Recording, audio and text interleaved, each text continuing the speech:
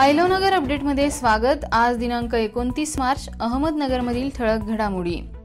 नगर शहरासह जिल्हाभरात शिवजयंती उत्साहात साजरी, विविध सामाजिक उपक्रमांचे आयोजन। भाऊसाहेब वागचौरेंच्या उमेदवारीला स्वकीयांचाच विरोध, पक्षातल्याच नेत्यांनी मातोश्री गाठून केली नाराजी व्यक्त। अजित पवारांची साथ सोडणारी पहिली व्यक्ती तटकरे असणार, आमदार रोहित पवारांचा हल्लाबोल। संभाजी भिडे यांचा कार्यक्रम उधळून लावणार, कोपरगावातील सकल आंबेडकरी समाजाचा इशारा। जिल्हा बँकेकडून पीक कर्जाची वसुली, शिवसेनेच्या नेत्यांकडून आक्रमक पवित्रा। जिल्ह्यात टँकरची संख्या वाढली, 1.5 लाख लोकसंख्या टँकरच्या पाण्यावर।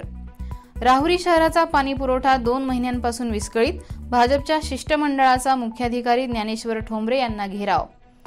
विजेच्या तारेचा धक्का लागून 3 जखमी, 2 गायी दगावल्या, अकोले तालुक्यातील घटना। बांगरवाडीच्या माजी उपसरपंचाला बेदम मारहाण, 4 आरोपींनी घेतलं ताब्यात। परीक्षा केंद्रात बळजबरी घुसून शिक्षकांना दमदाटी करणारे 3 जेरबंद, उर्वरित आरोपींचा शोध सुरू। असेच अपडेट्स मिळवण्यासाठी आयलोनगरच्या 77 98 300 400 या नंबरवर मिस कॉल द्या।